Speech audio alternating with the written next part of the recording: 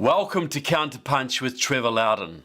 If you've watched some of my previous episodes, I think you'll realize I'm here to tell the truth as I see it, regardless of the implications and how much it upsets people or how much it scares people.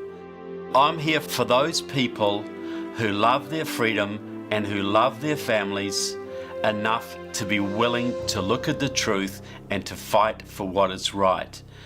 People who understand we're in a spiritual battle of the epoch that will decide whether this world goes on to a much better future or descends into 1,000 years of darkness. And 1,000 years might be pretty light, by the way. So what I'm going to talk about today is the global geopolitical balance of power. And I want to reference somebody that is a very marginal figure in today's history, but I think should be front and center. See, I'm an anti-communist.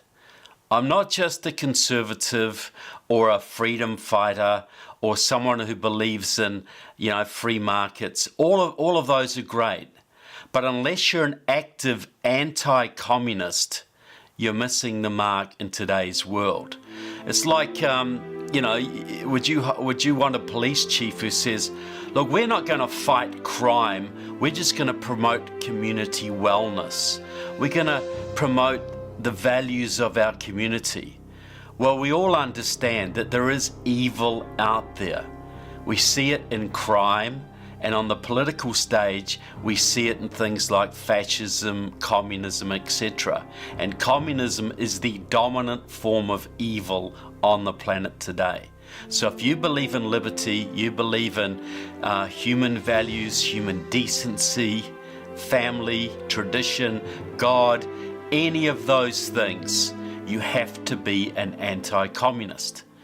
So why, most people don't believe there is a communist movement today. They say, well, yes, there's China, yes, there's North Korea, and China is really throwing its weight around, but they're not really communist anyway. They're sort of more of a capitalist oligarchy, more of a fascist sort of system.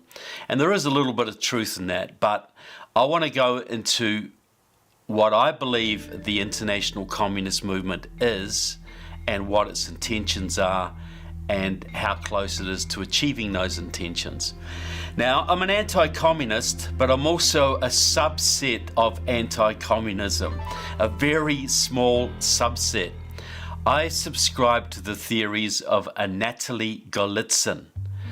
Now, some of you may have heard of this man. He wrote a very famous book in 1984, produced it, called New Lies for Old. You can still get it on Amazon, New Lies for Old. I think it's essential reading for anybody who wants to understand the world today.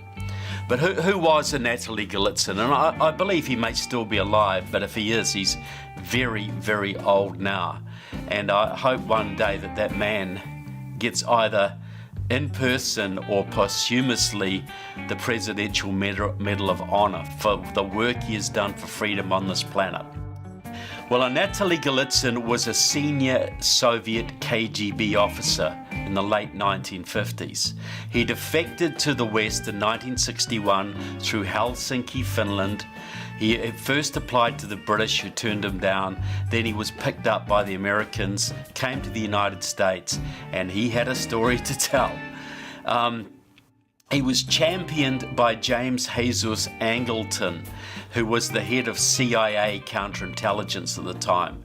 But most of the CIA was very opposed to Golitsyn. They thought his theories were crazy, what he said was crazy, and he was largely discredited, and is still discredited today.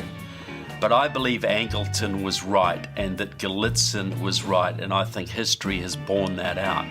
Because this is what Golitsyn had to say. He said in 1957 there was a world gathering of communist parties all over the world, about 80 communist parties assembled in Moscow. And there a plan was revealed. It was developed by Shelepin, the head of the KGB. It was a long-term strategy for the world domination of communism.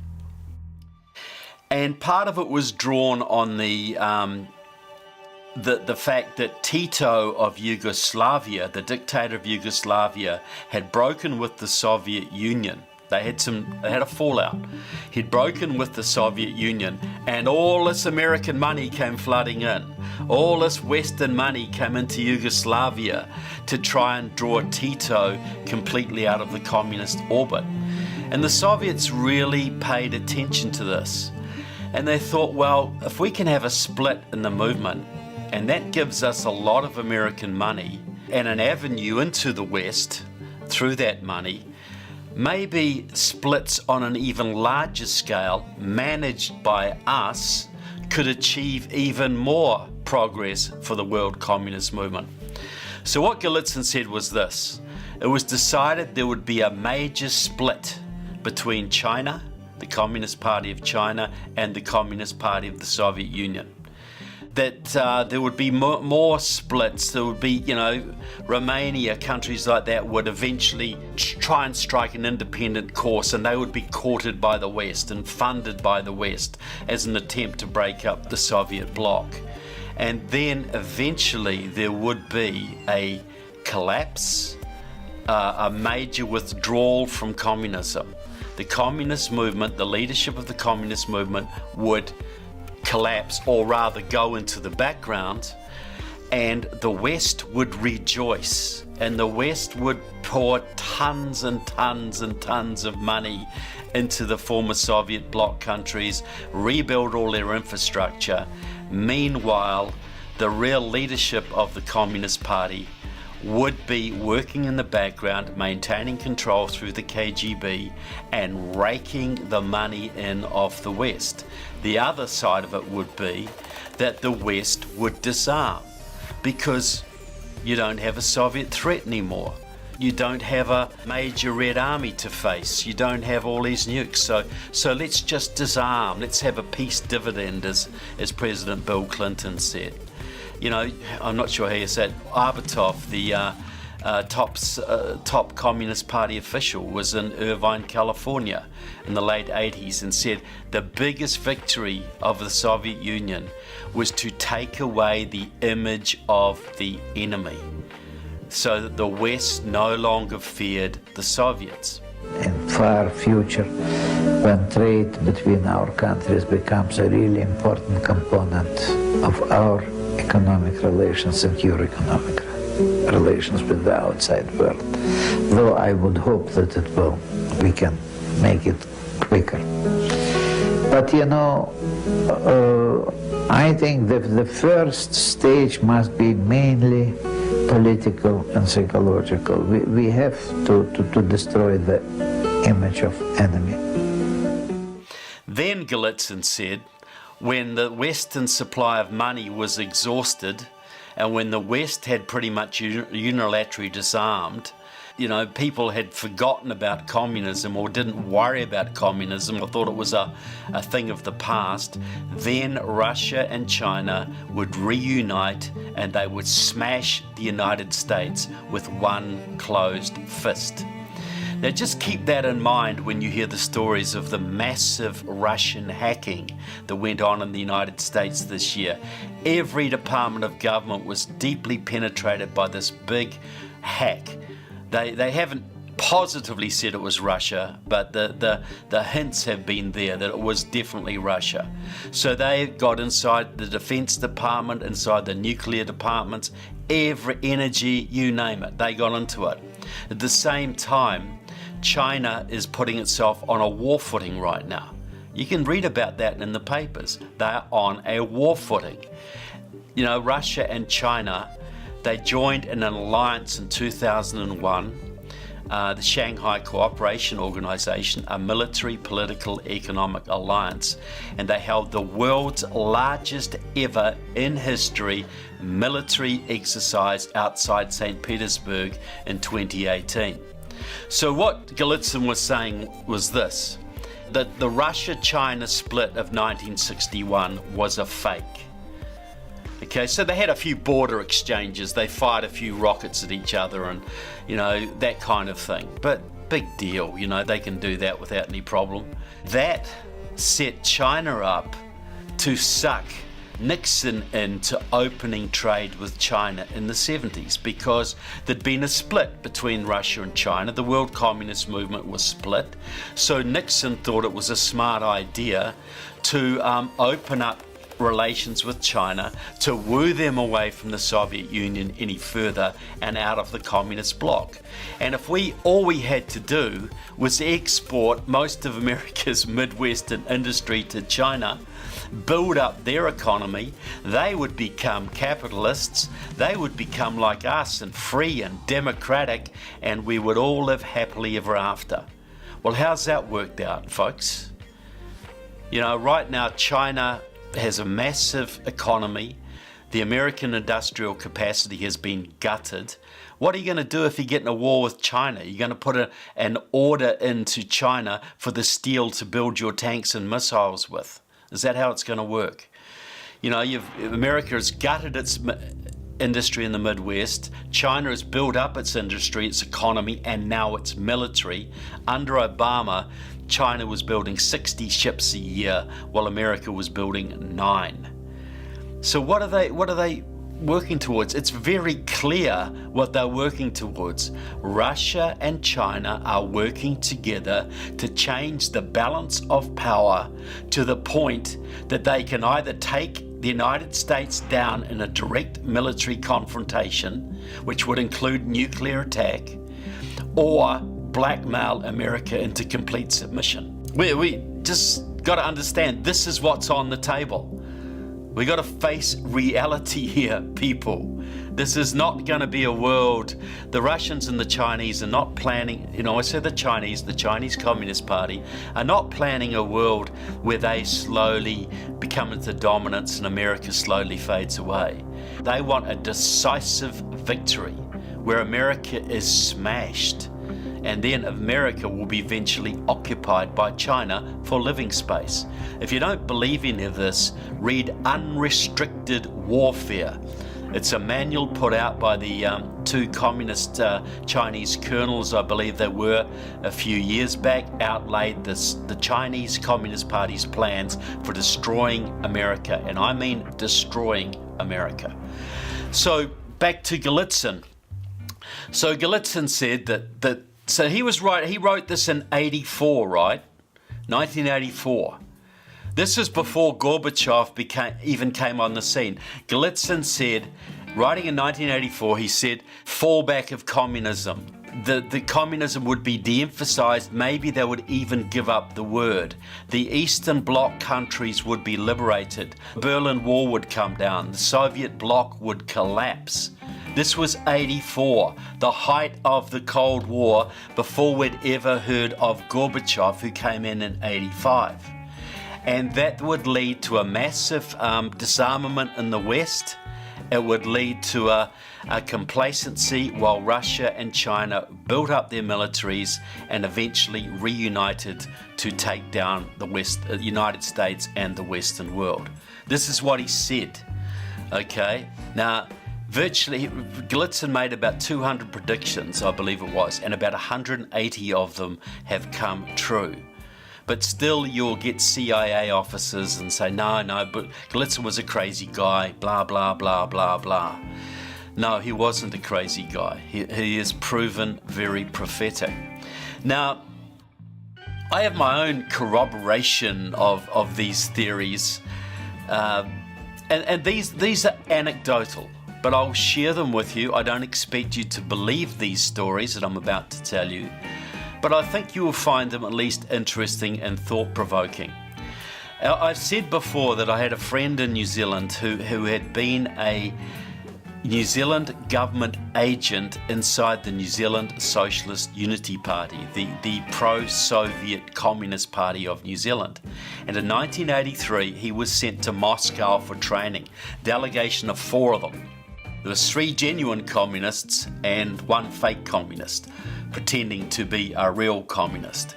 So they spent 3 months in Moscow, and they were told there that there was going to be a massive opening to the West, that there was going to be a huge change in Soviet policy. And this was designed to weaken Western solidarity, to weaken the Western military, weaken Western anti-Soviet resolve, and flood massive amounts of Western capital into the Soviet Union and the Eastern Bloc to build up the military, and this would lead to a Russian-Soviet victory over the West. It was going to be a ploy.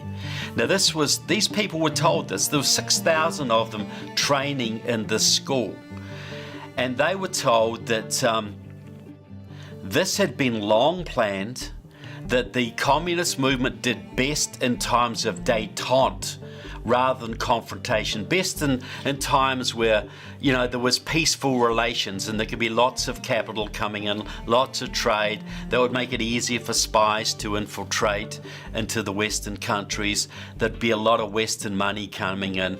So they always did better in times of détente. And what was coming was the détente to blow away all previous détentes. This would be a de-emphasization of communism. They would give up the word, but not the goal.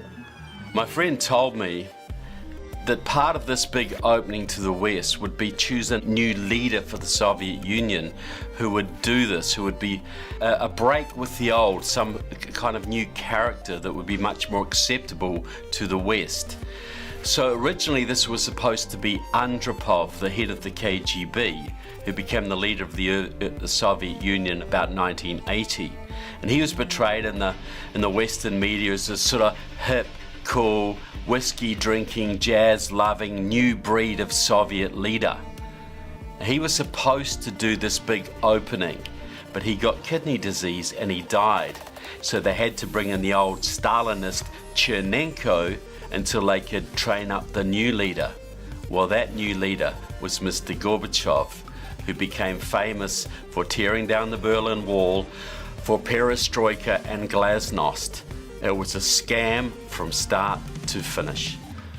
You know, the Russians are chess players. They know how to give up a pawn to get a king, right? So they give up a word, communism, but they keep the structures intact. They keep the Communist Party of the Soviet Union intact. They keep the KGB intact. They keep the military intact. Yeah, they can free up the economy. They can have private businesses and all that kind of thing. Lenin did that in the early days of the revolution, the new economic policy. When the revolution was starving, Lenin created private businesses. He allowed private businesses back into the Soviet Union, and it rebuilt the economy for a time. And the West gloated, saying Lenin's given up on communism. See, he sees free enterprise as the answer.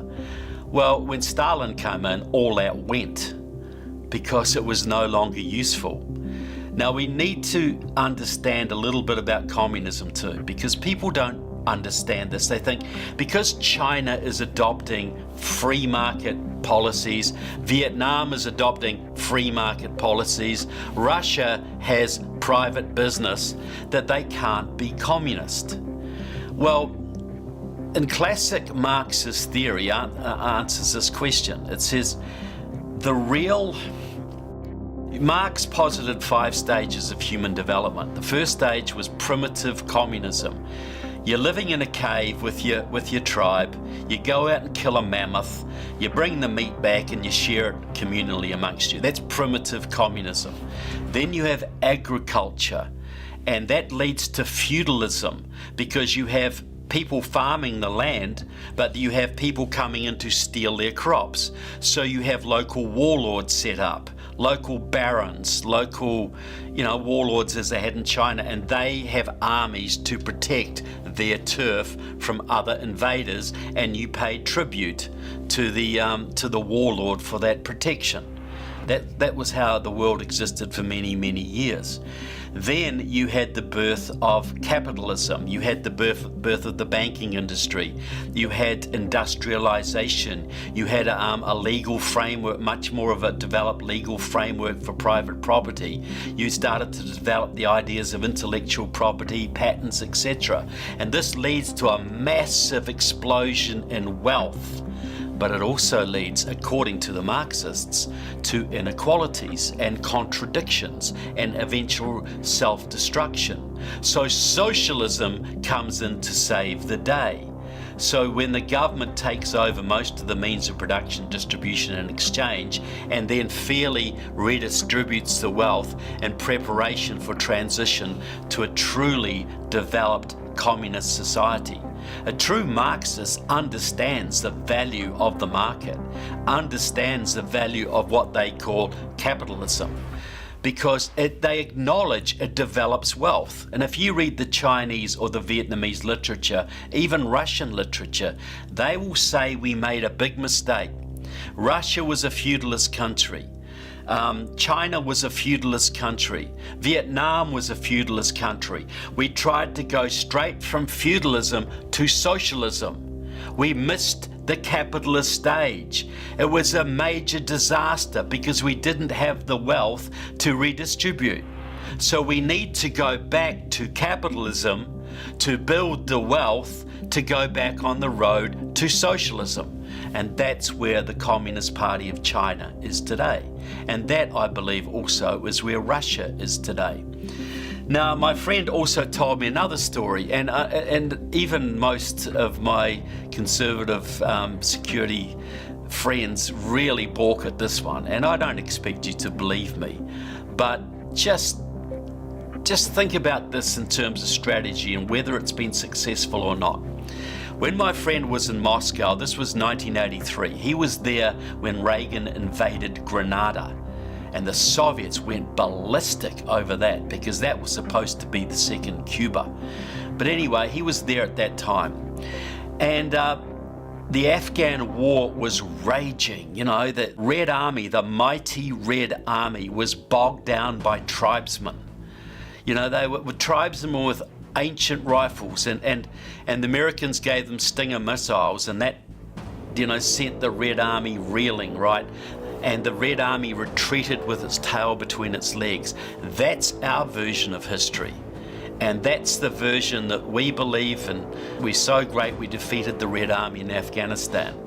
Well, the Soviets had a different version. There were communists there from all over the world. This was 6,000 students at this institution. There was communists from the Congo and Cambodia and Australia and Canada and Mexico and whatever. The only country, by the way, that wasn't represented at that school was the United States. Because at some point, the US government had told the Soviets, if any Americans were ever taught training at the school, there would be war. And the Soviets respected that. They weren't strong enough to fight America at that stage. But what the Soviets would do would train Canadians and train Mexicans who would then go and train the Americans. But that's a sidebar. But all these communists were just bitching at the Soviet instructors. What is going on in Afghanistan? How can the mighty Red Army be bogged down? How can it be held up by tribesmen? This is terrible for the prestige of our movement. This is terrible. This is making it hard for us to promote communism in our own countries. And the Soviet instructors would say, calm down, it's all right, it's a plan, it's strategy, right? This is how it's going to work. America had its Vietnam. America fought for several years against people in pajamas, and they were beaten. They were beaten. They'd retreated with their tail between their legs. Now, I won't go into how it was betrayed in America and how the Soviets were supplying the North Vietnamese, but that's the general perception. The mighty American army was defeated by people in pajamas. Well, said the Soviet instructors, we have to have our Vietnam. We are going to fight for 7 or 8 years in Afghanistan. We are going to get bogged down in Afghanistan, and we're going to retreat with our tail between our legs to make the world think we are as weak and as ineffective as the Americans. So the Americans no longer fear us. And you think about this, back in the early 90s, when the Russians were starting to rearm, and one or two people here would make, say, well, this is not good. The Russians are, Yeltsin and all these guys are starting to rebuild the military. Is this really what we want? People say, oh, don't worry about the Russians. They couldn't even beat the towelheads in Afghanistan. They couldn't even beat them. They couldn't even defeat the tribesmen in Afghanistan. We don't have to worry about the Russians for decades. Well, now, how's it turned around? The Russians have nuclear weapons now that could take out Texas.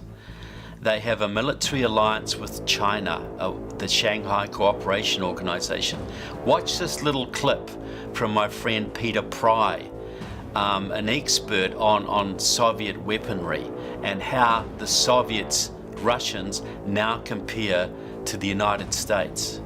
We can let the Russians build up their forces. We can cut ours back in Europe because America has such overwhelming nuclear superiority that the conventional forces are really secondary. That used to be the argument. And there was a time in the Cold War, early in the Cold War, before we had the nuclear arms race and they caught up to us, where that was true. If you count the nuclear warheads the way the Obama administration does, they try to make it sound like parity, but they're leaving out a whole category of Russian nuclear weapons in order to do that. Mostly what people read about in the newspapers these days is the strategic nuclear balance, the number of weapons we have on our long-range nuclear missiles and bombers. And there's a treaty, the START Treaty, Strategic Arms Reduction Treaty. And under the terms of that treaty, we do still have parity in terms of the strategic weapons. We've got 1,500, they've got 1,500. However, they never talk about the tactical nuclear balance. And if you take the lowest numbers for their tactical nuclear arsenal, it's 3,000 weapons today. It could be as high as 20,000. But if you take the lowest number, 3,000, all right, 3,000 tactical nuclear weapons, plus the 1,500 long-range strategic nuclear weapons is 4,500 nuclear weapons. We've got 1,500 long-range strategic weapons and 200 obsolete tactical nuclear. I hope we still have them. Just 200. 200 are left, and they're just old gravity bombs that are bunkered in West Germany. The Russians even know exactly where they are. So that's 1,700 nuclear weapons in the overall nuclear balance. Versus 4,500. They have an overwhelming advantage in the overall nuclear balance numerically and technologically because their strategic weapons, too, are brand new. They're advanced strategic weapons, whereas our strategic weapons, those long-range weapons, there are many experts who wonder if we actually have a nuclear deterrent anymore. The missiles and the weapons themselves are much older than the flight crews that have to maintain these weapons. Republican candidates who keep saying the incompetency of the Obama administration is unbelievable. Well, let me tell you, they're not incompetent at all. They have a strategy. They have executed it brilliantly. So this is where we're at, people. Because we didn't finish off communism after the fall of the so-called Berlin Wall. When Nazism was defeated, the Americans went in there and denazified the country. Anybody who'd been a Nazi Party member was out of a job. The Soviet Union was never de-KGB'd, right? The KGB remained in power. The KGB and its variants, and I know it goes by different initials now, is more powerful than it ever has been.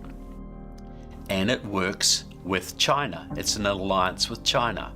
Meanwhile, the United States is a very divided country. It's been incredibly weakened by Chinese subversion. As I've said before, the Chinese COVID attack was a deliberate attempt to weaken this country. The Chinese-inspired Black Lives Matter riots were another attempt to weaken this country and intimidate conservatives. And then the Chinese and the Russians and the Iranians and several other countries were actively involved in grassroots efforts to dethrone President Trump, plus vote fraud, plus probably electronic fraud and a whole bunch of other things. So we're in a pretty perilous state.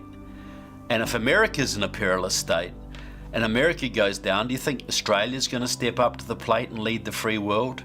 Britain, Canada, under far left Justin Trudeau.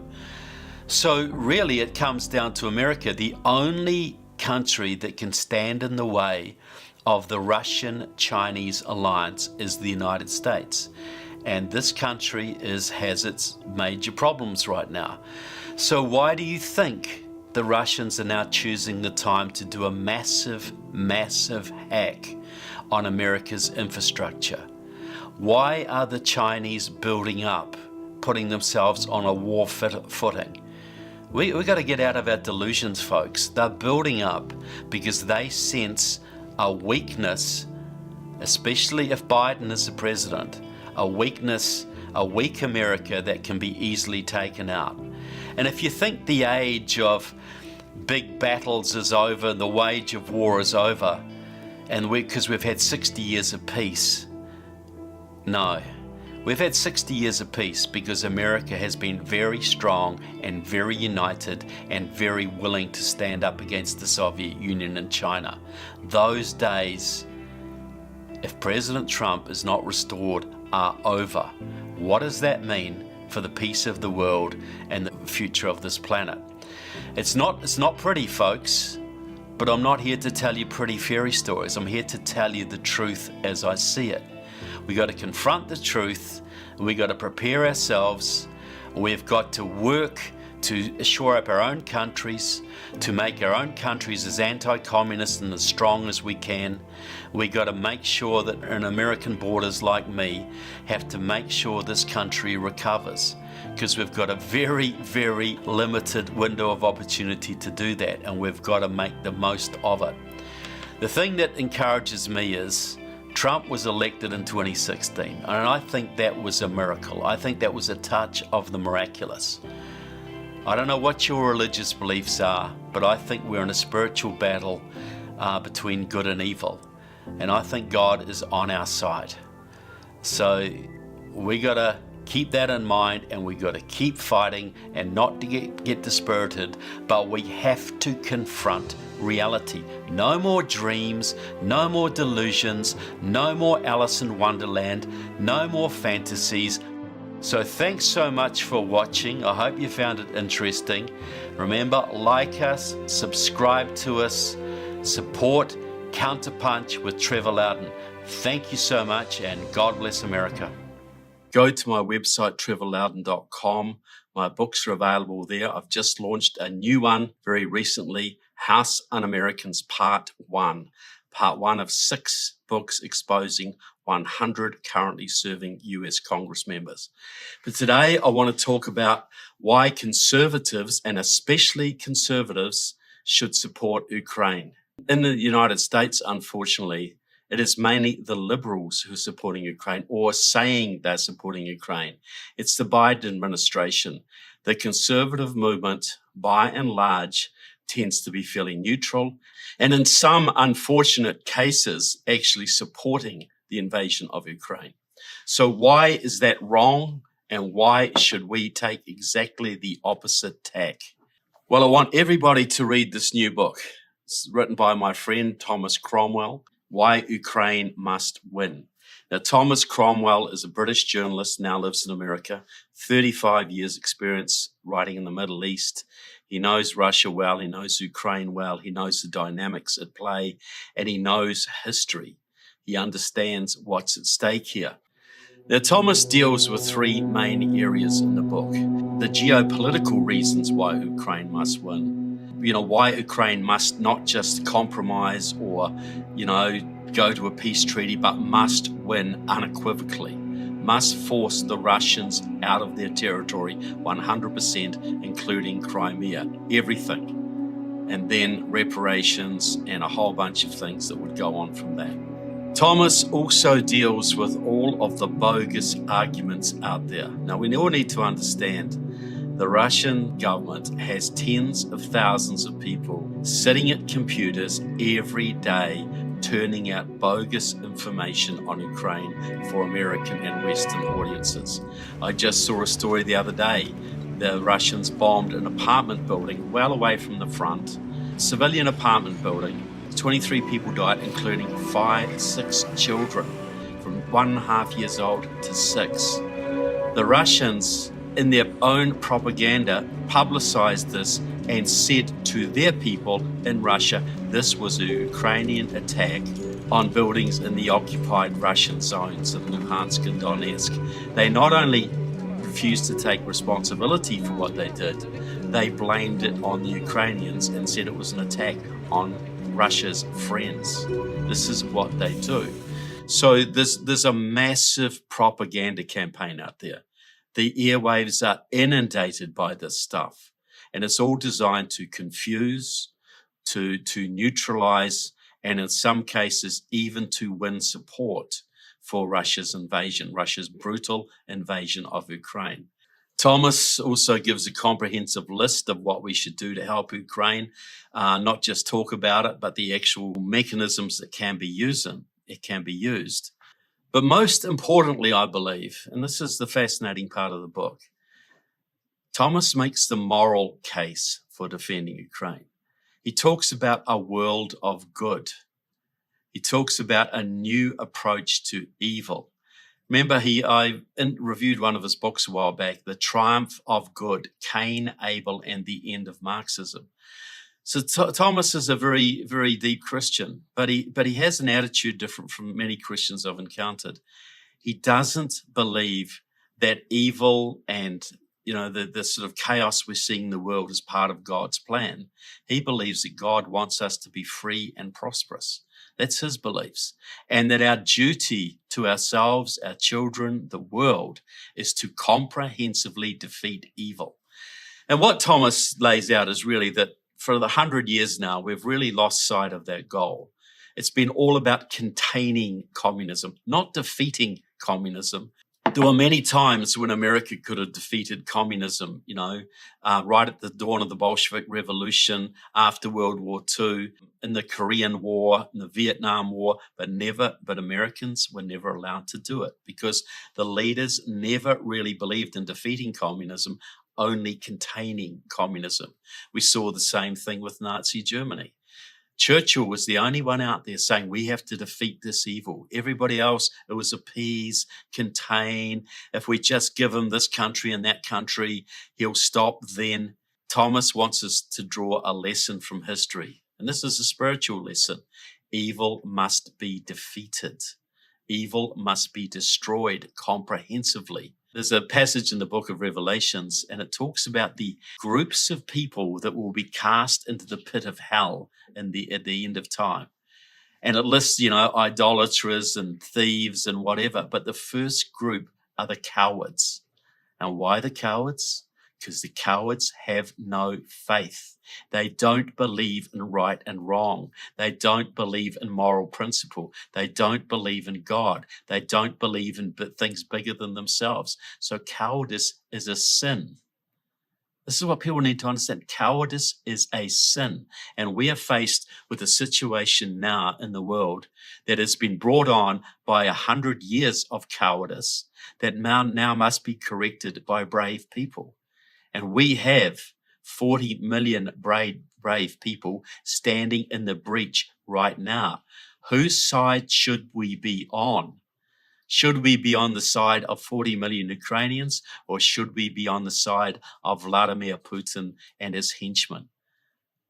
On the day of judgment, when you're called to account for your life, whose side would you want to be on? So, Thomas makes the point too. This is an inflection point. Imagine if we can defeat Putin. What will that do to the people in Russia who want to overthrow Putin? What will that do with all the republics now held in thrall by Moscow who might want to break away? What will that do to encourage the people in Iran who want to overthrow the mullahs? What will that do for the people in China who want to overthrow the CCP, the Chinese Communist Party, even North Korea? By standing with Ukraine bravely in faith and courage, with full practical help, could we set a chain of events in train that actually leads to the toppling of the evil empire, that actually creates a much, much better world for our kids, our grandchildren going forward? Is there an opportunity there? Well, if we're not brave, we're never going to see that, are we? This is a time for courage, and this is a time for standing with courageous people. And there are no more courageous people on the planet today than the brave people of Ukraine. I hope you found this interesting and challenging. I hope you will buy Thomas's book and read it. I sincerely hope you'll do. Thomas and I have another initiative. We have a public Facebook page, Conservatives for Ukraine. It's a place for people who support Ukraine to gather, to share information. There's a lot of good stuff on there. It's not a place for those who want to come and debate or be trolls. They'll be quickly thrown out. It is a place for people who actually are sincerely interested in what the Ukrainian situation or sincerely want to help. It's not for trolls. It's not for those who want to argue every point. We've already heard the propaganda points. We don't need more of it. So please go to Conservatives for Ukraine, sign up. We want to make it a big force to counter the propaganda out there. Please go to my website, trevorloudon.com. Please buy Thomas's book. It's a very good value. You won't regret it. And please stay tuned for the next episode. So signing out now from Counterpunch with Trevor Loudon. God bless America. God bless the people of Ukraine. God bless everyone who loves freedom. Thank you. Welcome to Counterpunch with Trevor Loudon, the show that details the rapidly unfolding world communist revolution. Please like the show, share the show, and subscribe on Epoch TV. Today, I want to talk about Ukraine. I want to talk about the Russian propaganda offensive around Ukraine. Russian propaganda has been with us since the days of the Bolshevik Revolution, but it's gone into overdrive in the last few weeks in preparation for Russia's war on Ukraine, basically trying to turn Western public opinion to at least neutrality, if not actually cheering Russia on. And it is working to a large degree. For many years, Russians used the traditional communist parties to spread their propaganda. The Communist Party USA, Communist Party of Britain, Australia, France, Germany, etc. They're still doing that. They're still using the left as they've always done. But now, in recent years, they also started using the right. They started using conservatives and libertarians and social conservatives and Christians to spread their propaganda. In the old days, it was all about communism. Now it is about neutralizing what the people who should be opponents of Russia, of communism, into turning them into fans or at least neutral to what Putin and his cohorts are doing in Ukraine. Now it's basically all about justifying the invasion and neutralizing opposition to that invasion. This has been coming through for some years. It came through the alt-right movement, it came through the libertarian movement, some elements of the Ron Paul movement, and some prominent social conservative elements in the United States. Now it has seeped into some elements of the Republican Party, which is a very, very serious thing and will be used by the Democrats against conservatives in the next election. I can guarantee you that. There's a number of themes that we're hearing all the time. The first one is Putin is a Christian. Putin is on our side. He's against the New World Order. He is trying to save Europe and America from the Muslim hordes, from the radical gays, from the abortionists, the radical left, etc. He's a champion of Christianity and family values. Another one is that we shouldn't confront Putin because if we do, if we confront Russia, that will drive them into the arms of China. And anyway, Ukraine is a pawn of the globalists. It's in bed with George Soros and the New World Order. where Putin is doing us a favor by invading Ukraine and shutting everything down there. And they have bioweapons labs there. And Putin is trying to save us from a big pandemic. We should be so grateful to Putin for this. And Ukraine, of course, is also a Nazi country. It's full of Nazis, and we should be welcoming the end of these Nazis, just like we welcomed the end of the Nazis in World War II. And after all of this is NATO's fault. This is America's fault and NATO's fault for pushing at the borders of Russia, of wanting to protect Ukraine and countries neighboring Russia from Russian aggression. It's our fault. It's NATO's fault for poking the bear, and the bear has finally fought back. But ultimately, the only way to stop this is to disband NATO, so Russia has no longer anything to worry about. Now, all of this is pure Russian propaganda. There is little bits of truth in some of these things. There are elements there that all propaganda takes a grain of truth.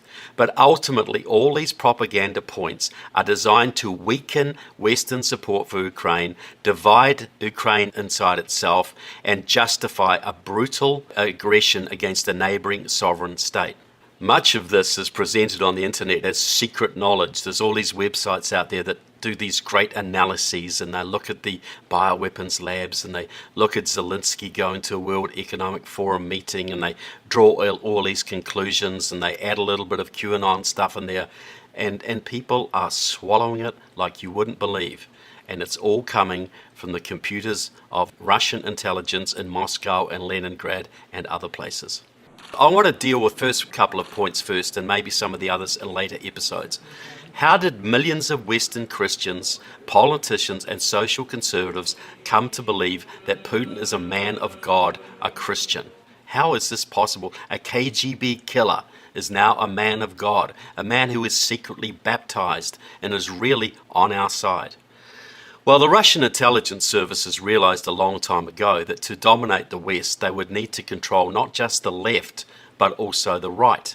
They would need to appeal to conservatives and Christians and at least neutralize them, at least get them so they would accept Russia as an equal partner on the world stage, not as a malevolent superpower that it actually is. They've done this before, during World War II, the early Bolsheviks closed down all the Orthodox churches in Russia and murdered priests and suppressed the church. But during World War II, when the Nazis invaded, they opened the churches. They relished Christianity because they could use Christians as a patriotic force against the Nazis. They could use the Christian churches to build support for the communist regime against the Nazis. And ever since that time, the Russian KGB has completely controlled the Russian Orthodox Church. Russians know this. It's no secret. The leaders of the church are KGB agents, but people still go to church because they still believe in, they're still Christians. It's much like Catholics still go to church in the West, but they know that Pope Francis is a leftist. He's a Marxist, but they're still part of the church. So Putin has made hay with this. He gets photographed all the time with Russian Orthodox Church officials. He's made a good relationship with Pope Francis. He appears at baptisms. He appears at religious ceremonies. He's been known to wear a crucifix. He's talked about his Christian past and hinted at a possible early baptism. This is all designed to basically suck in what KGB believes are naive and gullible Western Christians. In 1995, two Moscow sociology professors, Anatoly Antonov and Viktor Medkov, started an organization with prominent American social conservatives called the World Congress of Families. And it was based on family values and ending abortion and battling the gay agenda. And it was designed to bring social conservatives and Christians all around the world into the influence of the Russian founders of this organization. They held conferences in Georgia. Friends of mine attended. They held conferences in Europe. They've sent delegations to the United States to meet with prominent social conservative and Christian organizations here. They made a major effort through people like Alexei Komov and others to convince the American and European right that Putin is with them against the left. Here is a little clip from a Republican U.S. Senate candidate in Delaware. See what she says about Putin. Also, Russia is a Christian nationalist nation. They're actually Orthodox Christian. I'm Russian Orthodox. So, I actually support Putin's right to protect his people and always put his people first, but also protect their Christian values. But here's what Putin really thinks of Christianity. Вот коммунистическая идеология, она очень сродни христианству на самом деле. Свобода, братство, равенство. Справедливость. Это же все заложено в Священном Писании. Это все там есть. А кодекс строителей коммунизма? Это сублимация, это просто такая примитивная выдержка из Библии. Ничего там нового не придумали. Вот смотрите, Ленина положили в мавзолей. Но чем это отличается от мощей света? So why does Putin equate Christianity with communism? Perhaps it's because Putin is a communist. Remember that Putin grew up as a communist. He was in the party. He rose to high rank in the KGB. He took over the Russian intelligence services. That is a communist culture. You cannot belong to those institutions unless you've been a fully indoctrinated communist, completely trustworthy your entire life. This is his world view. We document the unfolding world communist revolution, and right now we're seeing it play out in the battle for Ukraine. Now, the first casualty in any war is truth, and that's certainly the case with the current war. There's propaganda on both sides, but we need to realize the Russians have the most sophisticated and extensive propaganda operation in the world. They have tens of thousands of people literally sitting at computers, pouring their stuff onto the internet every single day. It's gotten to the point where many American and Western patriots and conservatives are totally confused about the war. Something that seemed very black and white at the start, a massive nation attacking a much smaller nation with no provocation whatsoever. Very clear cut. But now it's more confused. A lot of Americans, a lot of Westerners are thinking, well, maybe Putin was justified. Maybe he's going in after those biolabs. Maybe he's saving us from the New World Order. Maybe he's a Christian. Maybe he's a nationalist. Maybe he ain't so bad after all, and at least we should turn a blind eye to what he's doing. That is seeping into our consciousness and muddying the waters exactly as the propagandists want to happen. In the last episode, I exposed the myth that Vladimir Putin is a Christian, and I exposed his very real and ongoing commitment to communism. Next episode, I want to deal with the biolabs. I want to deal with the Putin is saving us from the New World Order meme. But this time I want to focus on the Ukraine is a Nazi country myth.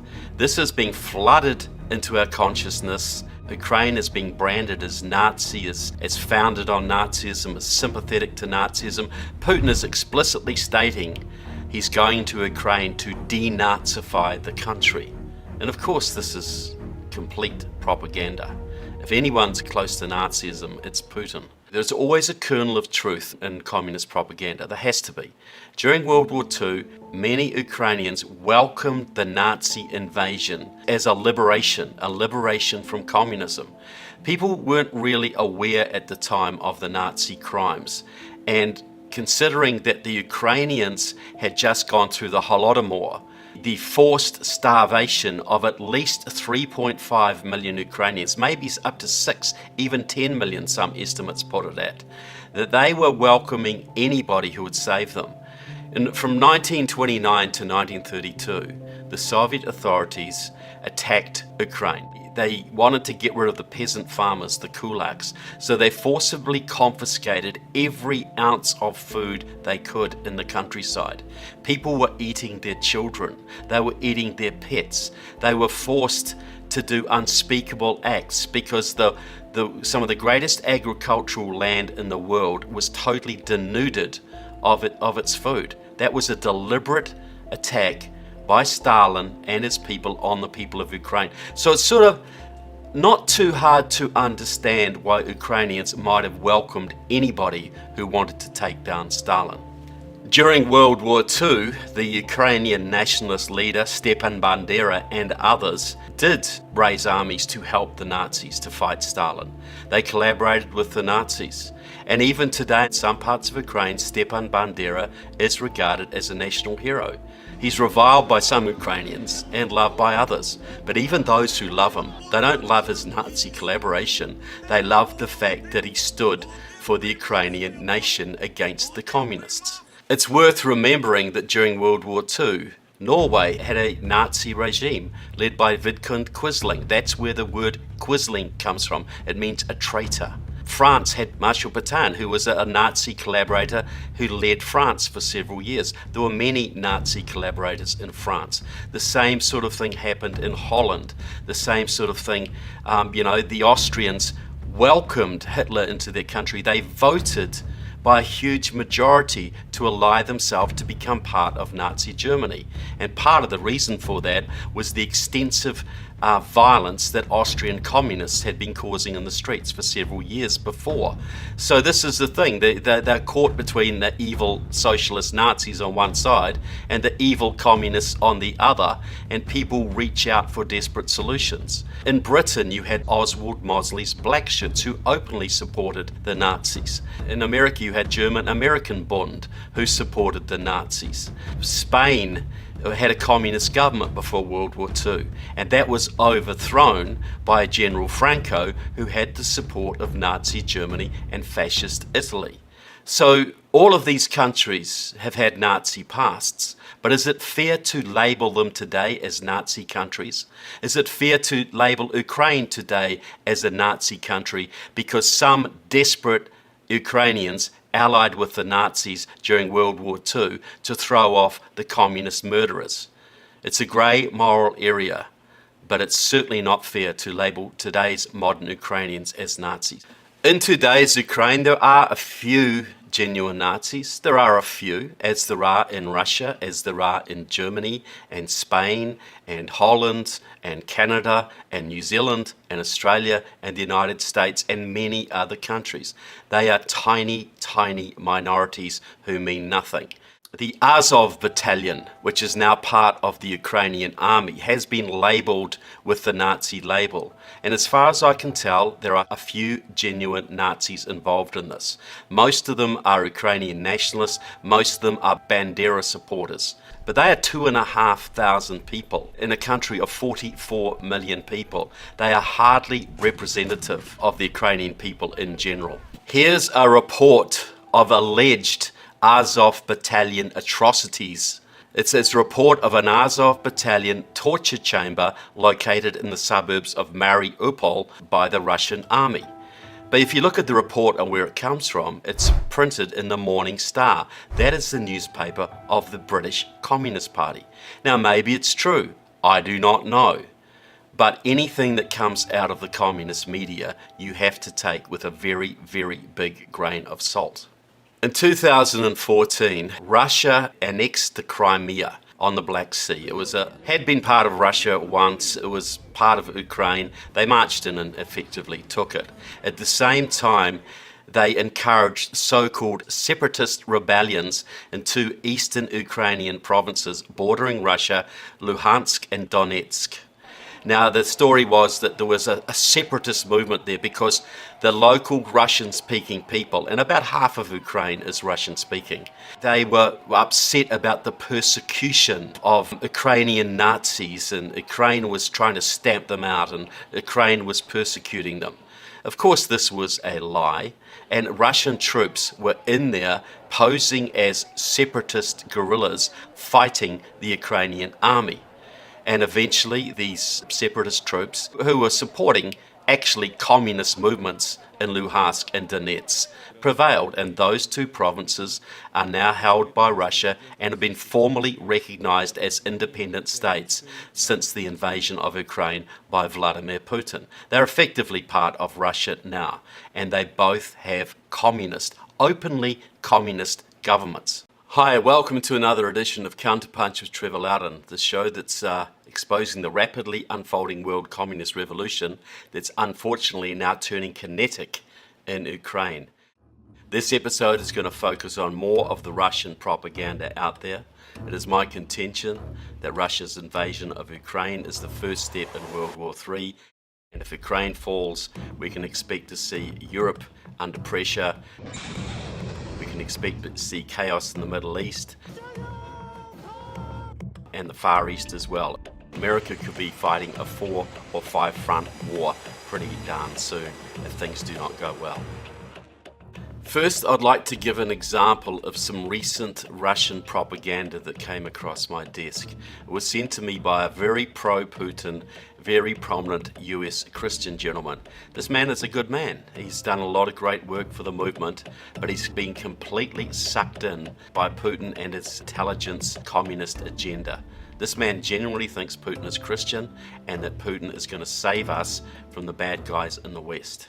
This gentleman claimed the article by a Swiss intelligence officer who worked in the highest branches of NATO was the ivermectin. It was the wonder drug to counter the anti-Russian propaganda out there. And that this gentleman, his name is Jacques Baud, is a man of impeccable credentials. Therefore, his word should be a gold standard for anybody wishing to understand this conflict.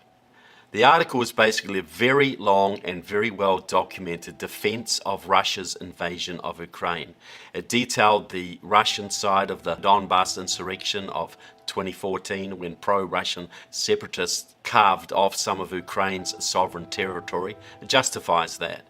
And it gives a lot of good facts and a lot of good reasoning. And if you didn't really know the situation, it would be very easy to be convinced by it.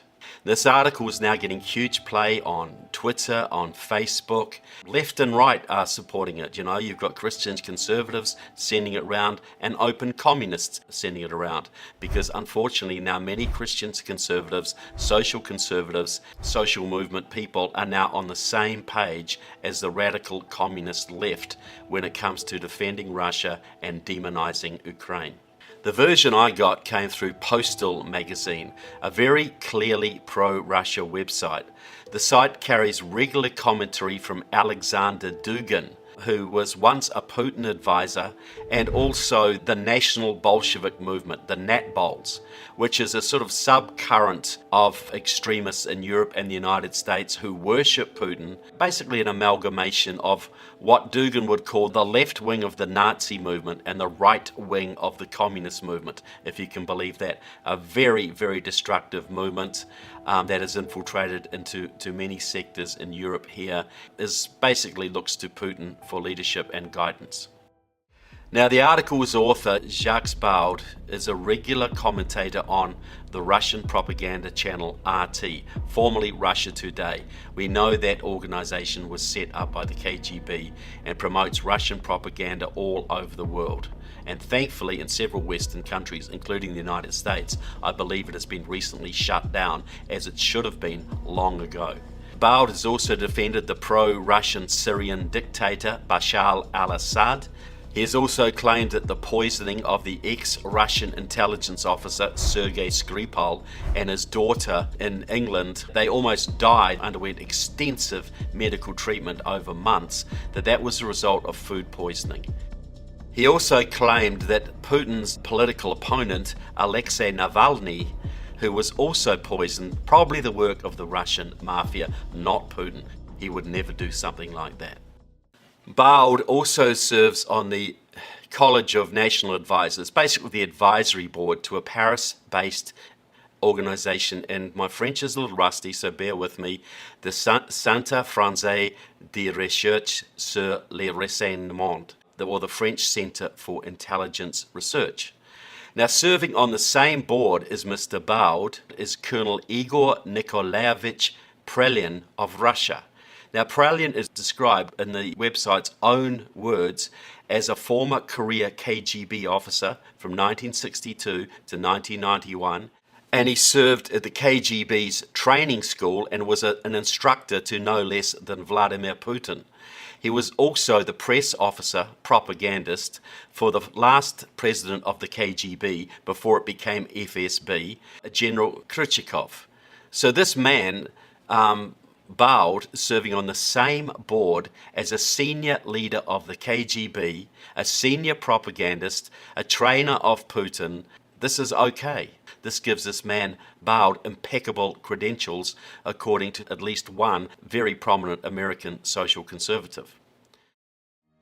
Now let's talk about the biolabs, because the biolabs are on everybody's mind. You know, we're all spooked out. We've all been traumatized by the COVID-19 virus, which almost certainly was a deliberate release from a Chinese biolab.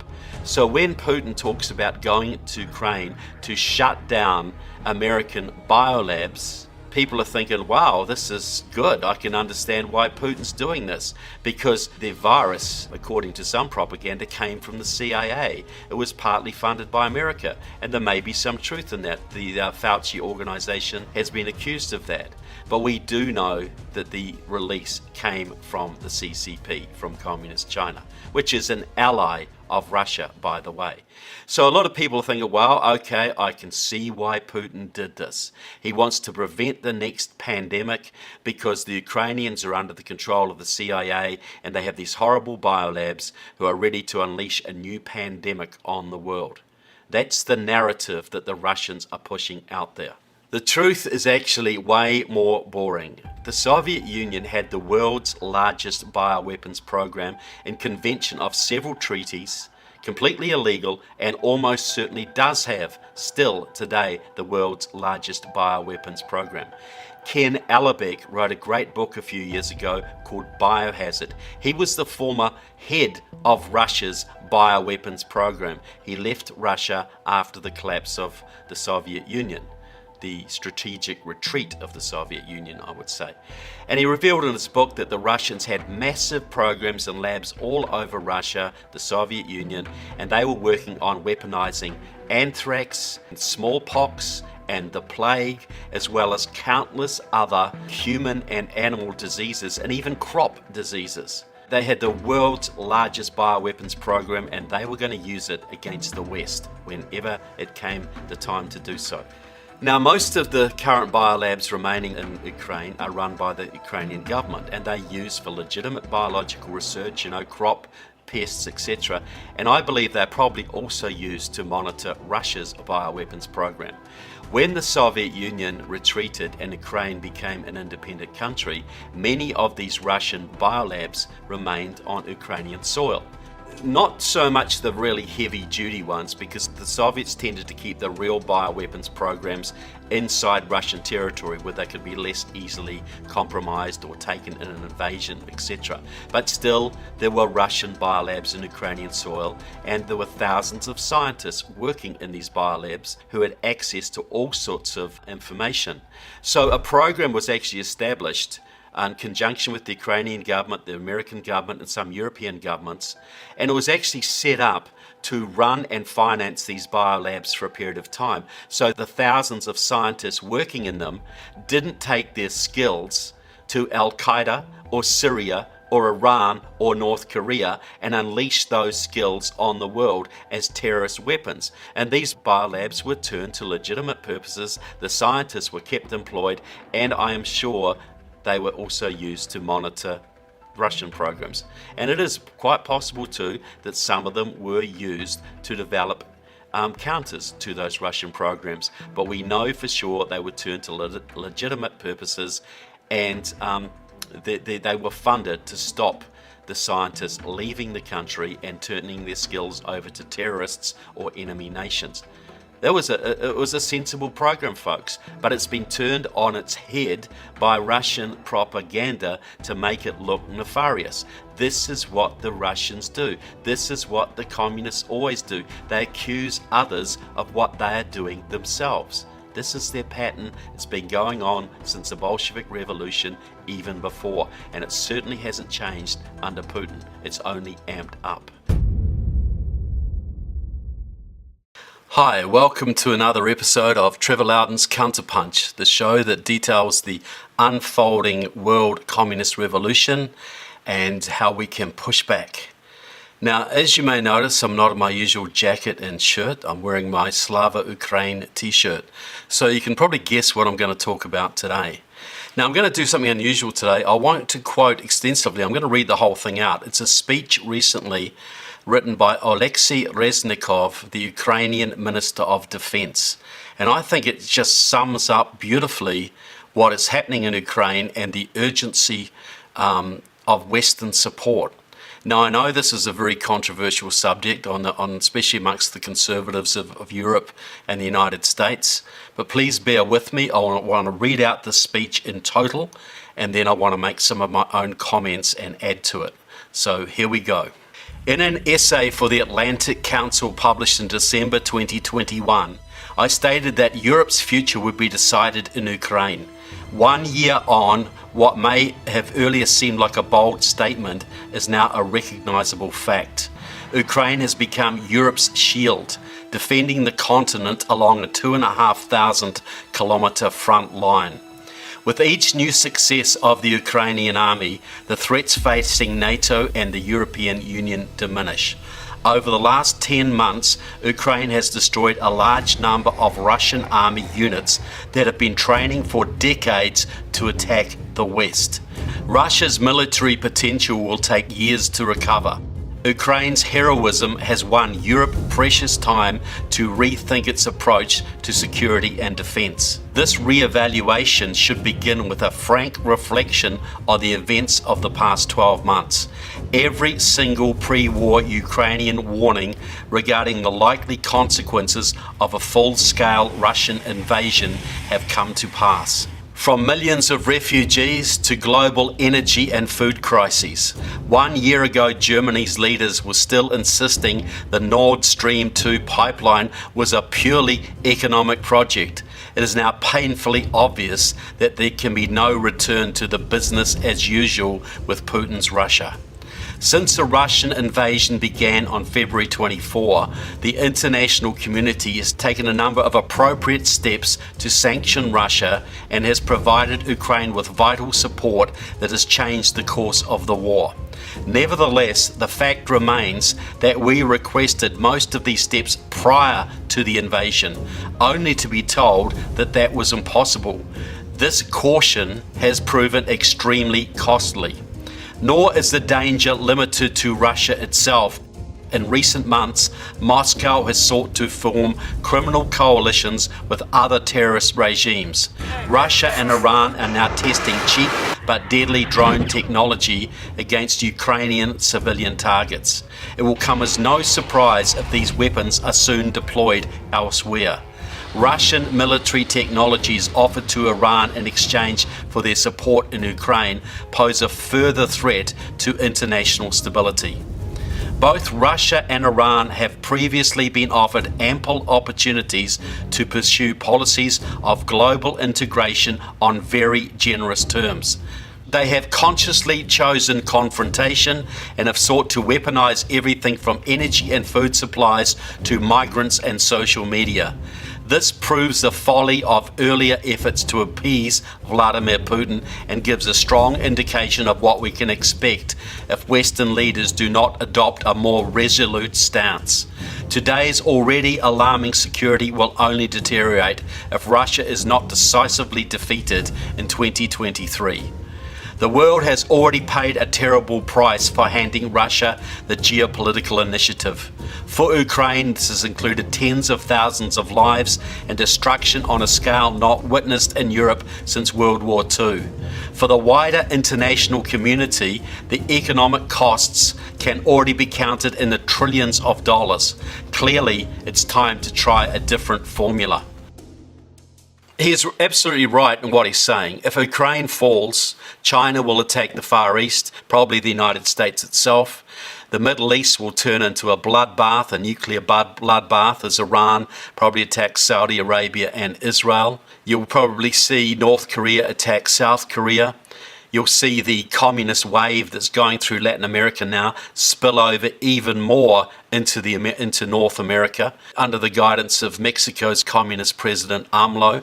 So the whole world hangs in the balance here, and Ukraine is standing in the gap, like the 300, the famous 300 at Thermopylae in ancient Greece, the 300 that stopped the Persian invasion of Europe. It's a good analogy, I think. But I would go a little bit further than Reznikov again, because I think this isn't just a battle of imperial powers. This isn't just imperial Russia trying to re-establish this great, the old Soviet empire. I believe that Russia is still guided by communists, is still run by the KGB, and they are in alliance with China and North Korea and Iran and Venezuela, Cuba, Nicaragua, and several other nations. And right now they're trying to change the world balance of power in their favor. And if that is achieved, that's the end of Europe. That's the end of Australia, New Zealand, Canada, Africa, Latin America, and most importantly, the end of the United States of America. That's 1,000 years of darkness, from Ronald Reagan's famous phrase. We'll preserve for our children this, the last best hope of man on earth, or we'll sentence them to take the last step into 1,000 years of darkness. We talk about Putin because he's the convenient leader. He's the face of the new Soviet Union, like, Stalin used to be, and Khrushchev and Brezhnev, etc. But really, since Stalin, Russia has been controlled by the intelligence services. No Russian leader, including Gorbachev, gets into power without the blessing of the intelligence services, what used to be called the KGB. Well, same with Putin. Putin was a KGB guy. He's a Russian intelligence guy, head of the Russian intelligence services. Russia is attacking Ukraine because the Russian intelligence services, which are still communist to their bootstraps, want them to. If Putin died tomorrow, the war would continue because it isn't Putin's war. It's the KGB's war. It's the security intelligence, security apparatus's war. And the security apparatus is working with China and the other communist nations around the world to change the balance of power. So, yes, I support Ukraine. Absolutely. Do I support Joe Biden? Do I support the Democrats? Absolutely not. Do I wish that we didn't have to spend all this money defending Ukraine and drawing down our own military resources? Absolutely. Do I understand that if Biden had been a patriot and really an American, he could have stopped this war even developing? He told Putin to go to war. He said a limited military incursion in Ukraine would not merit an American response. That was the green light. Since that time, he's made a lot of noises and he supplied a lot of armaments, but not nearly as much as you might think. And a lot of the money, I believe, has been siphoned back to left-wing causes in the United States. So I will say this. The Ukrainians are the most slandered people in the world right now, just like American Trump supporters were slandered for several years by the same people. President Zelensky is probably the most slandered person in the world right now, just as President Trump suffered 5 years of slander. Remember, President Trump was a big supporter of Ukraine. He put Putin in his box. He gave Ukraine lots of weaponry, lots of support, and Trump supporters now should stop watching the Russian propaganda and understand that America's survival depends on Ukraine's survival. So I hope you find this food for thought. I understand this may challenge some of your preconceived ideas. I'm up for those challenges. I'm up for criticism. This is an important issue and we got to get it right. And nobody has a monopoly on truth, especially not myself. But I hope you've been challenged by this and I hope you'll do your own research. So I just want to say thank you so much for watching. Thanks for being part of the show. Thanks for standing up for America, for the country that you live in. Thanks for working for freedom. And I just want to end this. Thank you so much to the brave people of Ukraine. Thank you for taking the bullets that are meant for us. Thank you for standing in the breach. Slava Ukraine. Right, Sunday, 19th of February, there was a big rally at the Lincoln Memorial in Washington, D.C. Well, it wasn't so big. It wasn't as big as people expected. It was about 1,000 people. Tucker Carlson had promoted it. Many other people had promoted it. And the turnout was a little disappointing. But it highlighted a major problem that we have in this country. And that is the extensive influence that Russian propaganda has, both on the extreme left, where you would expect it, and in the anti-war, libertarian, paleo-conservative right. Even the moderate conservatives are deeply, deeply influenced today by Russian propaganda, especially over the issue of the war in Ukraine. So, Rage Against the War Machine, it was called. It was sponsored by the Libertarian Party, who should have known better, the People's Party, which is a far-left radical party, and the Center for Political Innovation. Very important little group. We'll talk about them more a little later. Now, while the event wasn't explicitly pro-Russia, they wouldn't dare to do that. They're not going to have a pro-Putin rally in the Lincoln Memorial. It was all about ending US support for Ukraine. And we had the same messages we've been hearing for some time. Ukraine has nothing to do with America. Ukraine is a corrupt country. It's full of oligarchs and Nazis. It's backed by George Soros. It's full of corruption and sex trafficking. We heard all of these memes. And so the idea is America should withdraw all support. We've got to end this war. We've got to stop supporting Ukraine and call for a negotiated settlement. Like that is even possible.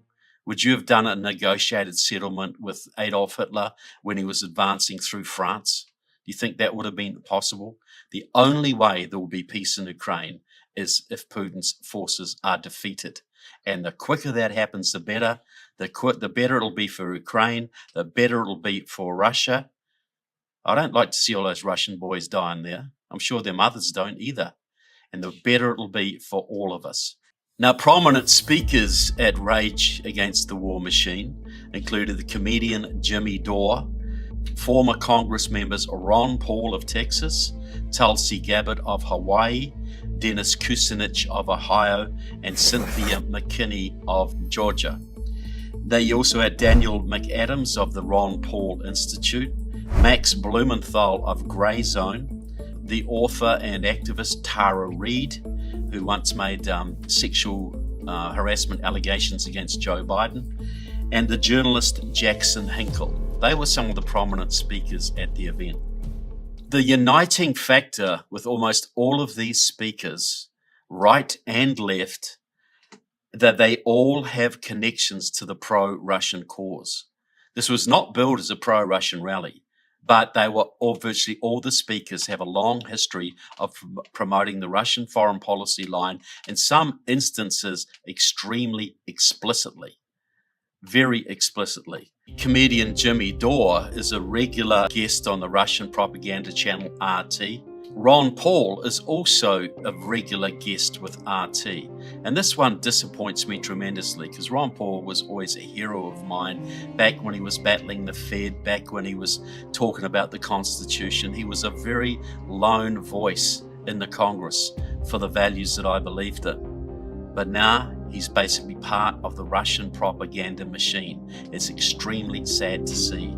His isolationist views, I understand his outlook, America shouldn't get involved in foreign entanglements, that, we keep on getting involved in these endless wars. All of that's true. But there are some wars that need to be fought. World War II needed to be fought. The Revolutionary War needed to be fought. We're not in 1776 anymore. We're in the age of intercontinental ballistic missiles now. We're in the age of weaponized anthrax. We're in the age of weaponized viruses. There are no borders anymore when it comes to war. So Ron Paul is now working explicitly with actual communists sometimes.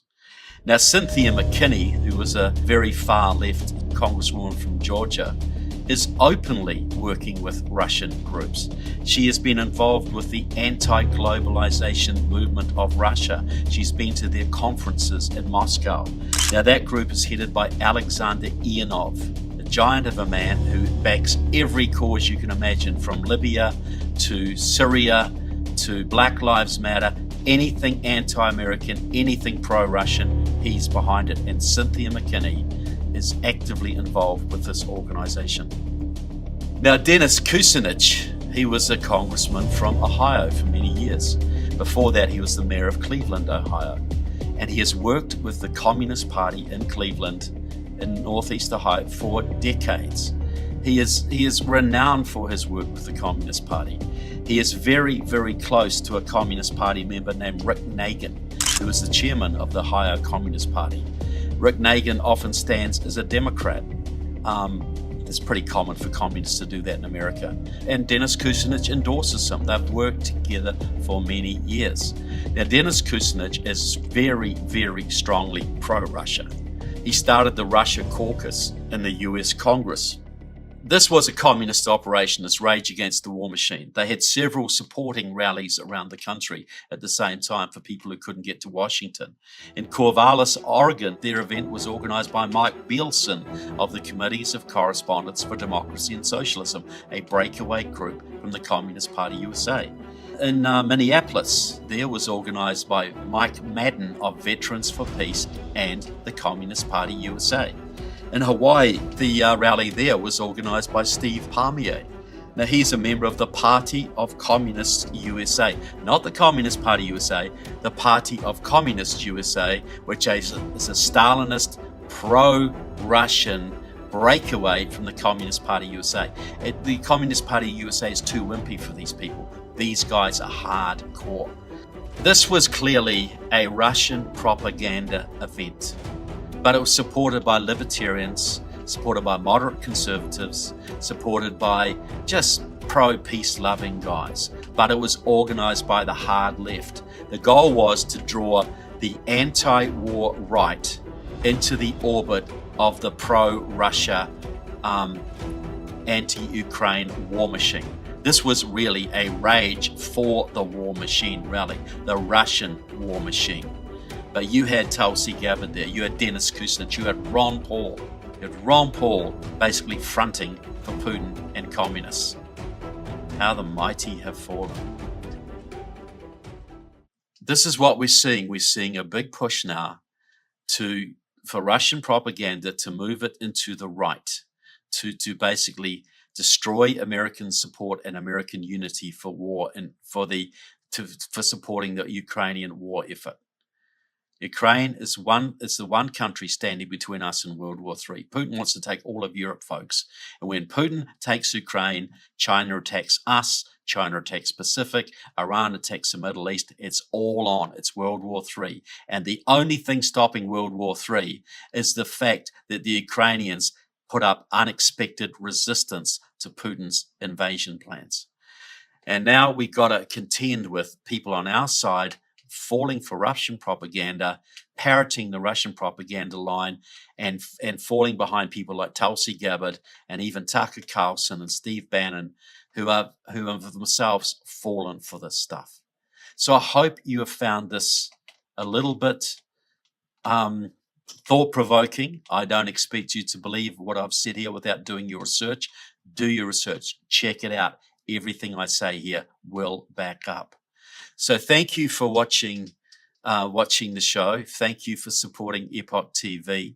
Please go to my website, trevorloudon.com, for Enemies Within the Church and my new book, Security Risk Senators. You'll find information there you'll never get anywhere else.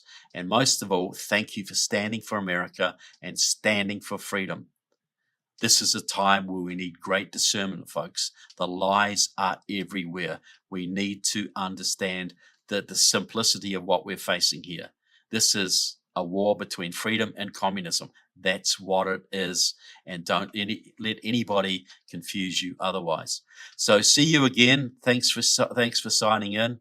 We'll catch you next episode. God bless America and God bless every one of you. Thank you. Hi, welcome to another issue of Counterpunch with Trevor Loudon, the show that details the rapidly unfolding world communist revolution. Please like the show, share the show, subscribe to Epoch TV.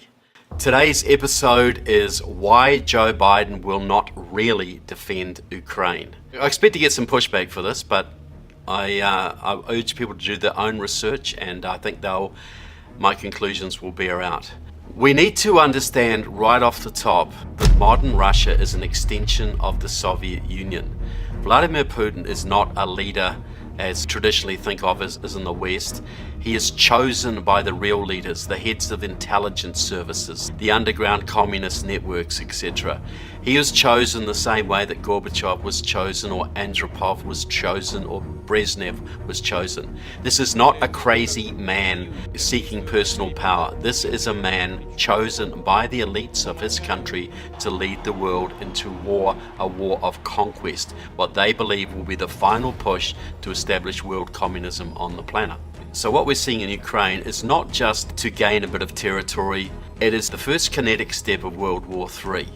We've been in World War III since World War II, but now it's going to start to go more kinetic because the forces of Russia and China realize that NATO is very divided and the United States is the weakest it has been in decades.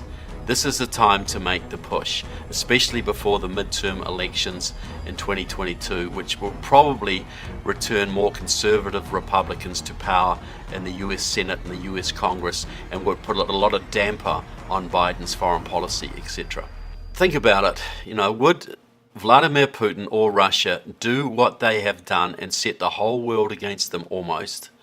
If this was just for a little bit of land in Ukraine, or this was to make sure Ukraine doesn't join NATO. Now I think they're going for the whole enchilada. They will attempt to take Ukraine, then the Baltic states. That will put them on a collision course with the United States and NATO. At that point, I think America could be forced into a war, which it's very ill-equipped to fight right now, or it will be basically forced to cede the world balance of power to Russia and China. That's what we're facing right now, and that will mean the inevitable advance of world communism and the defeat of freedom around the world. That's what we're looking at. So why do I think Biden won't make a stand? Why do I think Biden won't defend Ukraine? Well, he had the opportunity to do it earlier. He okayed Russia supplying Germany with energy. That put Ukraine at a big disadvantage. It made Germany, the strongest European country in NATO, dependent on Russia. Biden helped that. He signaled to the world that a small incursion into Ukraine would not meet a military response. That was all the green light the Russian leadership needed to go into Ukraine. And it depends on what it does. It's one thing if it's a minor incursion and then we end up having a fight about what to do and not do, etc. He has put some sanctions on. There's been some sanctions coming up from America, very reluctant, most of them.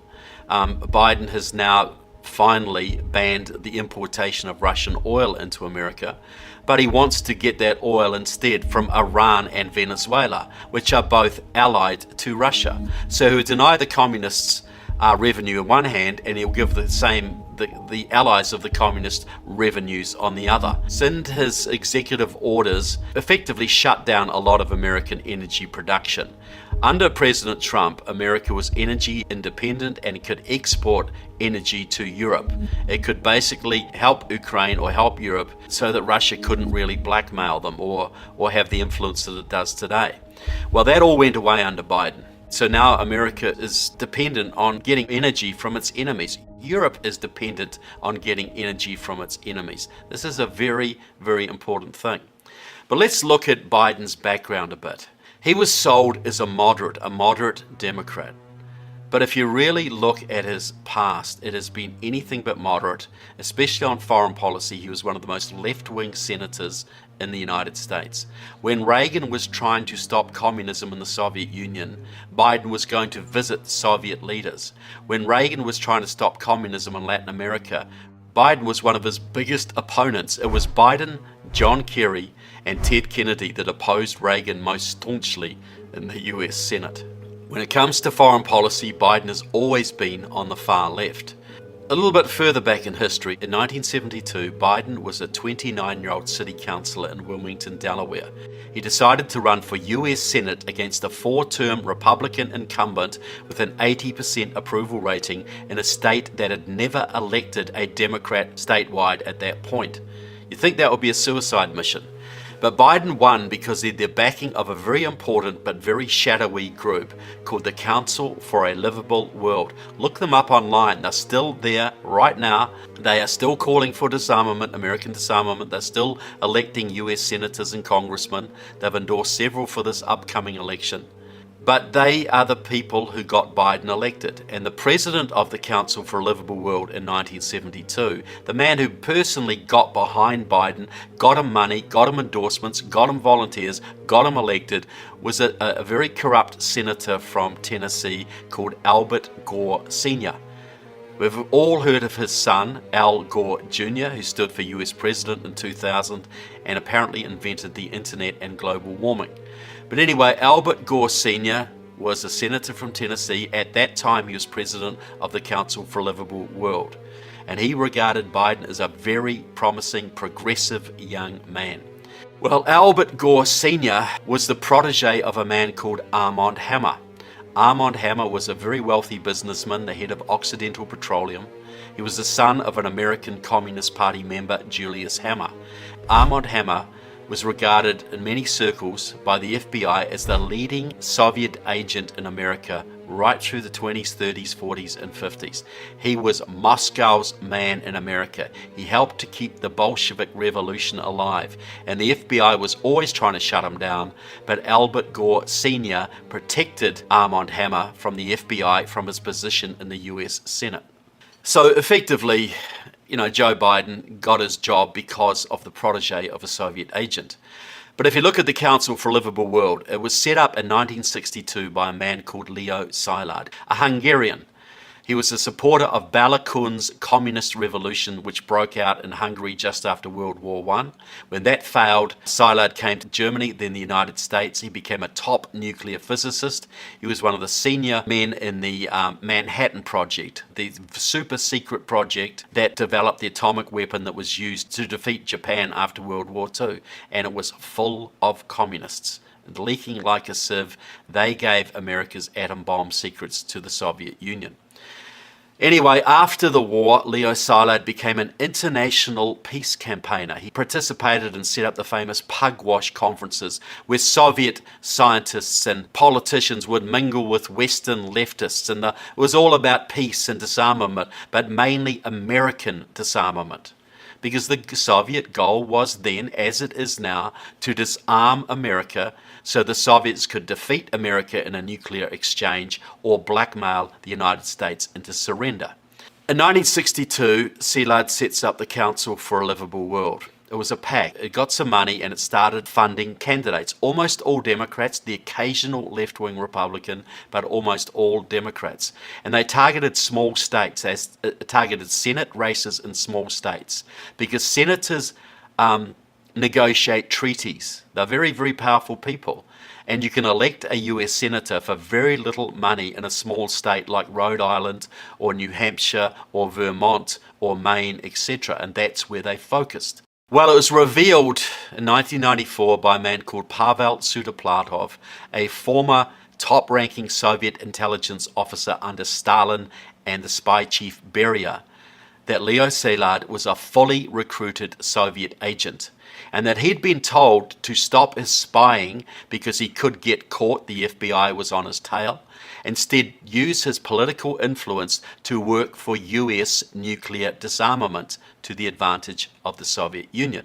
The Council for a Livable World has been able to influence US defense policies for decades. The Council also claims to have influenced several major arms limitation treaties signed with the Soviet Union or Russia, all of which benefited Moscow and damaged the United States.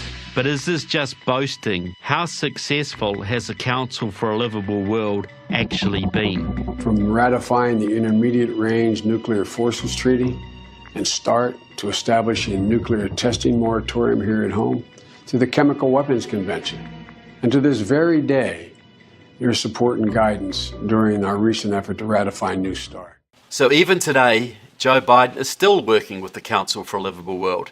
He recently appointed Alexandra Bell from the Council to the position of Deputy Assistant Secretary of State in the Bureau of Arms Control. He appointed Mallory Stewart, another Council operative, as Senior Director for Arms Control on the National Security Council. He appointed Spencer Boyer as Deputy Assistant Secretary of Defense for Europe and NATO Policy. He appointed Anthony Weir as Deputy Assistant Secretary of State in the Bureau of International Security and Non-Proliferation. And he also appointed Colin Carl as Under-Secretary of Defense for Policy. All of these positions are involved with disarmament, weakening the United States military, right at the time when the United States needs to be standing up to Russia and China. These are the people that Joe Biden has been appointing. So today I'm going to talk about a man called Anatoly Golitsyn. Now, we all read books, we all meet people that shape our philosophy. And I would say that Golitsyn, when it comes to geopolitics, shaped my philosophy, shaped my understanding more than anyone else I've ever come across or read. So who is this gentleman, Anatoly Golitsyn? Unfortunately, he died in 2008, age 82. He's no longer with us. But I think his contribution to history will be, in the future, remembered and honored. Now, Anatoly Golitsyn was a KGB officer. December 1961, he defected with his wife and child out of Helsinki, Finland, to the CIA. He was brought to the United States and he met James Jesus Angleton, the legendary head of CIA counterintelligence. So what did he have to say? What he had to say shocked the intelligence community to the core. Most of the people he talked to were in denial at the time. Most of the people in the intelligence communities are still in denial. What he had to say makes what's happening in the world today much, much clearer. People read Golitsyn, they'll understand a little bit why I think how I do, why I analyze things the way I do. This is what he said. The Soviet Union held a world gathering of communist parties in 1957, 81 parties, and they started to talk then about a new way of bringing world communism, a new way of defeating the West. They weren't really clued in on what the plans was, but they were prepared for some big changes. Things were going to be different. Now, these changes were apparently worked out by a man called Shelepin, one of the top theorists for the KGB, very, very important Soviet at the time. And this is how it played out. They set up an internal KGB, a KGB with inside the KGB. And this was to direct a plan moving forward, it might take decades to complete it, that would completely alter the world balance of power in favor of communism by a whole series of big strategic deceptions. The Soviets knew they could never defeat the West one-on-one. They would have to deceive the West, use the West's weaknesses against it. And this is what Shelepin proposed. Now, the reason Golitsyn knew about this, because he was part of this inner circle KGB. And normally, the people in the inner circle did not talk to the people in the outer circles. They weren't allowed to travel overseas, so that any defectors from the KGB would only have what the people in the outer circle knew, or what they'd been allowed to know. So you had a lot of genuine defectors who would defect to, Germany and France and Britain, but they only knew things to a certain level. They didn't really know the depth of the strategic disinformation. And Golitsyn was very unique, and by a unique set of circumstances, he got the opportunity to escape out of Finland to the United States. And the KGB were distraught. They sent people all over the world, 54 delegations all over the world to various places to get people ready to counter what Golitsyn would say. They ordered a stopping of all contacts with very important contacts, Western contacts, because they knew that Golitsyn could spill the beans, that he knew so much. Golitsyn provided the information that confirmed that Kim Philby, the former head of MI6, the British Overseas Intelligence Service, was a KGB spy. He identified Harold Wilson, the Prime Minister of Britain, as a probable KGB agent. So this is what I think. It didn't go completely to plan for the Soviets. There was always hiccups in a long-range plan like this. Poland genuinely broke away. They purged communists over a long battle. They purged communists from their intelligence services, and Poland became really independent. Ukraine took longer. They didn't really shake off the Russian influence properly till the Maidan of 2014, which is why Putin has hated them ever since. So constituted Russian Empire, the new Soviet Union needed to take Ukraine back, because you can't conquer Europe without Ukraine. That is why I'm so fired up about Ukraine right now, because this is part of the plan. We are at the stage now that one closed fist is coming into play. The Chinese are getting ready to strike into the Pacific, and I believe America. The Russians are getting ready to conquer Europe, and it won't be with conventional forces, it'll be with nuclear weapons. Iran, which is a surrogate of Russia and China, is getting ready to go. So is North Korea, which is a puppet of Russia as well. So we're at the stage where America is weak and they are ready to go and take America out in the big final burst and establish the global communism. And what has stood in their way? A series of miracles. The miracles that have happened in Ukraine are amazing, and the toughness and resilience of the Ukrainian people and the Ukrainian leadership. That is the only reason we are not in World War III now, in my opinion. Putin's invasion of Ukraine was the first step, I believe, in the one closed fist strategy. The goal was to go into Ukraine, collapse Ukraine, take it in a week, then you're on the borders of NATO, and at that point he would say, well, we demand the immediate disbandment of NATO, or there will be a nuclear attack. And NATO would either disband and Europe would be conquered, or the Soviets, the Russians, would take them out in a nuclear attack. And it would be all on. The Chinese would attack into the Pacific, attack the United States, attack Hawaii, attack the West Coast. Russia would attack Alaska and come down through Canada into the United States. There would be EMP attacks. There would be electromagnetic pulse attacks. There would be chemical attacks. There would also be major attacks across the southern border. We know the Chinese and the Russians have lots of personnel in Latin America right now waiting for the order. And what has stopped this? The fact that the Ukrainians did not fold in 3 days as Putin expected and are holding on, and China doesn't want to go alone, and Russia can't move because it's bogged down in Ukraine, so we're now at a stalemate. The big final push predicted by Golitsyn is at a stalemate because the Ukrainians have stood so strongly, and thank God many nations in NATO who understand the Golitsyn strategy.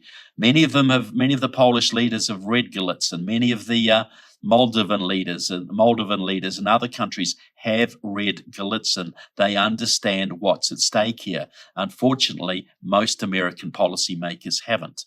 They just see this as a series of regional struggles. They don't see this as part of a widespread, a long-range strategic program to bring this country to its knees. Well, even worse than that.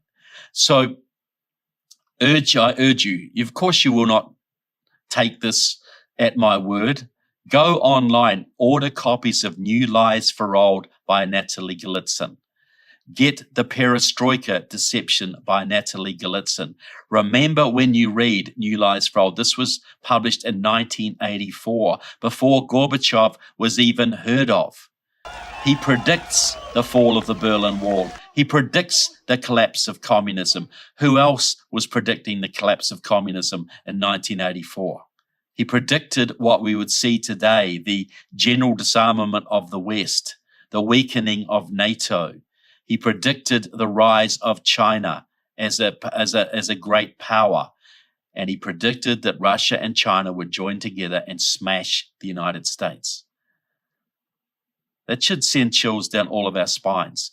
But read Golitsyn. It's not an easy read. It's a little bit technical. He's a KGB officer. He's very methodical, but he is so accurate and so logical and just so unstinting in his search for the truth, to tell his mission. As he said, he came to the losing side to tell the truth. He knew that America was losing this major battle because they didn't even know it was going on. So please read Gallitzin.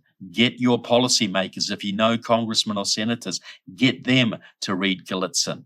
They will look at the world in a very different way, and they'll certainly look at the war in Ukraine in a very, very different way. And we need conservatives to be standing up, patriots to be standing up for Ukraine, because it's only Ukraine that's stopping World War III right now. They tell us if we challenge Russia, we guarantee we're going to have World War III.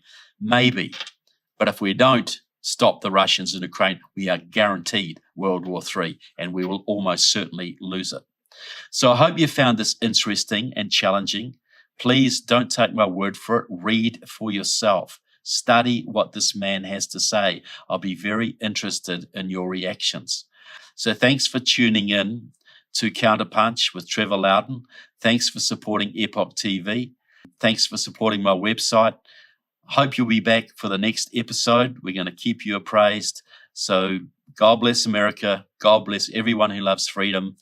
And just keep on working for liberty. Thank you so much.